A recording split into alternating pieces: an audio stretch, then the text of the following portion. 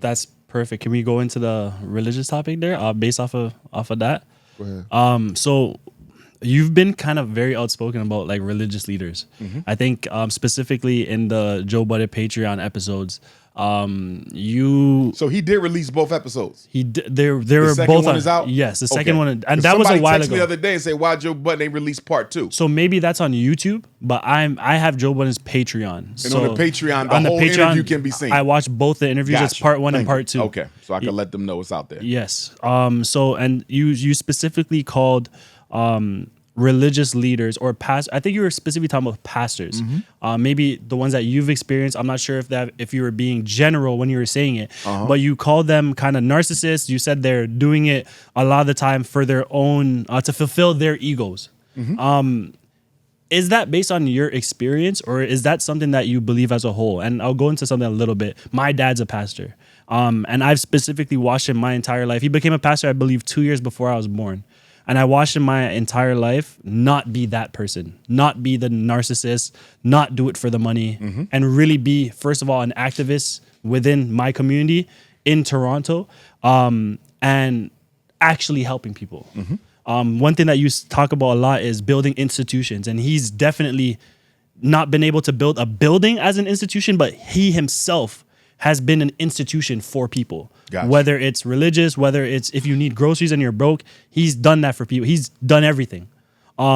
So when you speak about pastors like that, is that based on your experience, or is that based on something that you think is a general thing? Like, do you think that It's for based everybody? on my study Yeah. of the institution of religion amongst African people all around the world, historically and in modern times. Got you. So there are exceptions to the rule. Okay, my 4 times great grand uncle, a gentleman by the name of Bishop Henry. Excuse me, I'm convinced I'm confusing Bishop Henry Turner with Bishop Alexander Wayman. Okay, so Bishop Alexander Wayman, who is the 7th bishop under Richard Allen in the African and Methodist Episcopal Church, that is my 4 times great grand uncle. Okay. My 3 times great grandfather was married to his niece, my grandmother Annie Wayman. Okay, he was a manager of the Philadelphia Underground Railroad. He fought against slavery. I believe he helped recruit for the Civil War. He was a preacher. Bishop Henry McNeil Turner was a race man and a preacher. Most of my Pan-Africanist forefathers were pastors. Henry Highland Garnett, pastor. Alexander Crummell, pastor. Henry McNeil Turner, pastor. Edward Wilmot Blyden, pastor. You follow me? Yeah. So I don't have an issue with the church because my Pan-Africanist forefathers were of the church. Yeah. My issue is the way in which the black church has been reconstructed in modern time, right? Into an institution of exploitation, no longer an institution of salvation. In other words, pastors and politicians are no longer what they used to be for black people in this world, right? And when you look at the church, it almost deifies poverty. It almost deifies powerlessness. The way in which religion is taught to black people makes them comfortable being oppressed.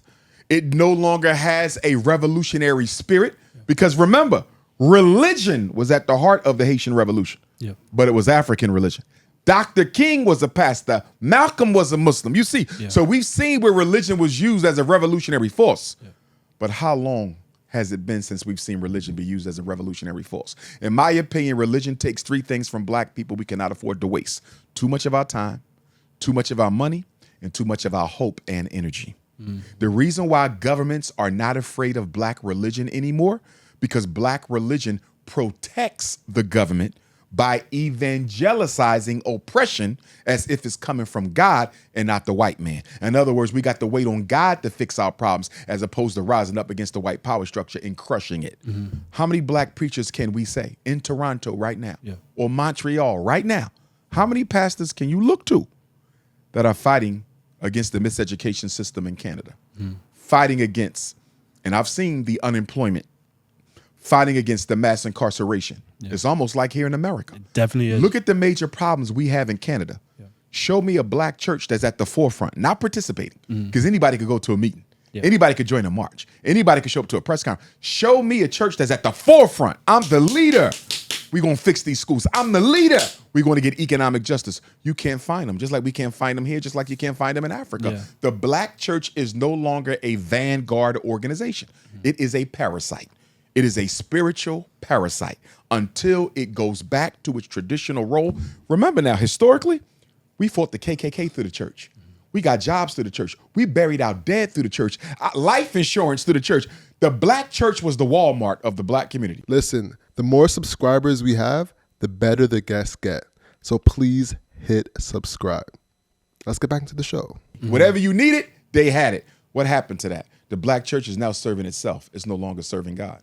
And do you believe that, is that specifically with Christianity, or do you think that of other religions as well? Parasitic. Got Now, you. Christianity is the most capitalist-minded of the religions. Okay. Islam is not as capitalist-minded, but guess what? It is still anti-revolutionary. It is still anti-African culture in many regards. I was raised Muslim. Philadelphia has the largest percentage of African-American Sunni Orthodox Muslims in the United States.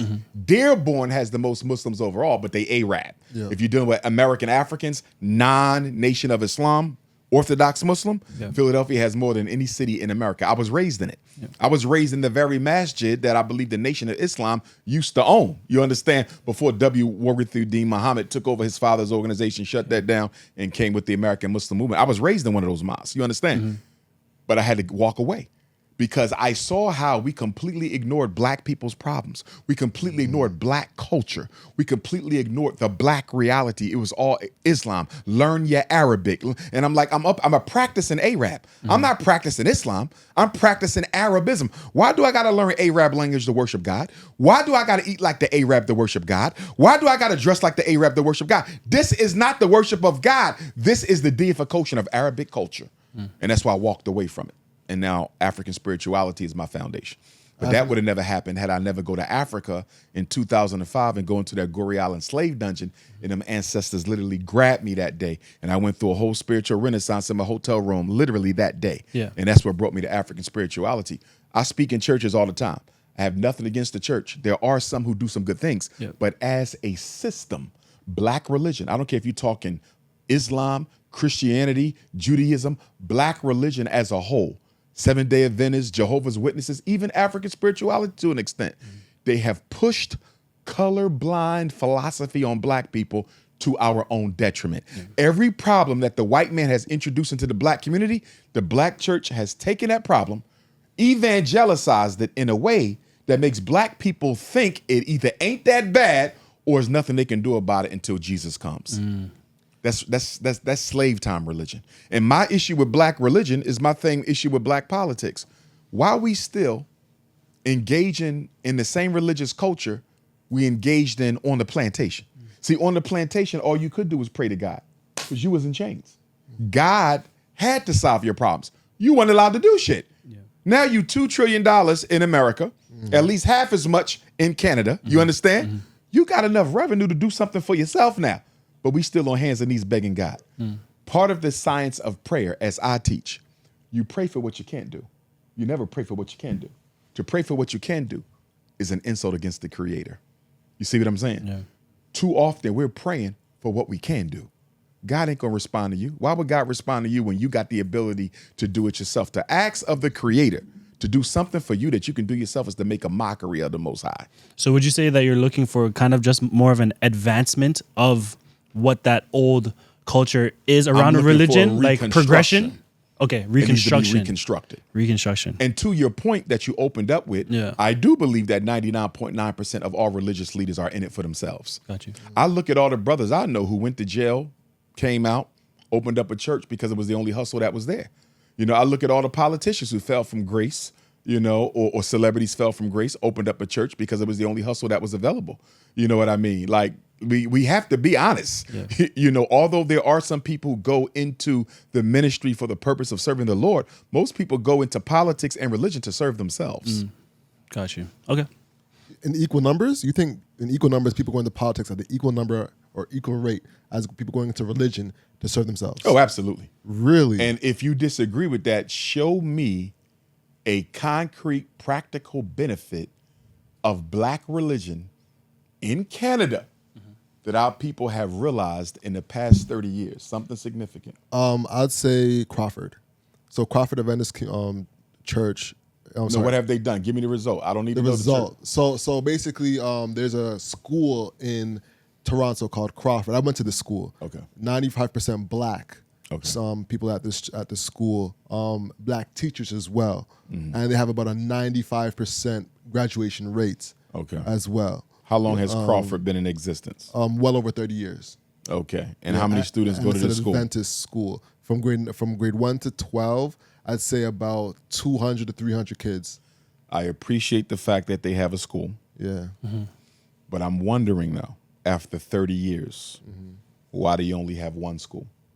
My second question to you, do I have to be a Christian to go to that school? No. Okay. Okay.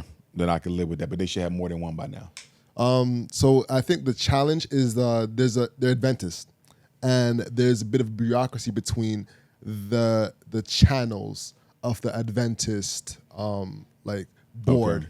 You know, Okay. so I think they're kind of dealing with that. Yeah, they're not big enough to. They're just not big enough or popular enough to actually do that. Whereas Why are Catholic they schools still are under everywhere. the Adventist umbrella? The Adventist is a white congregation. That's the challenge. Why are they under it? And what's happening is that there's an Adventist. Be unapologetically African.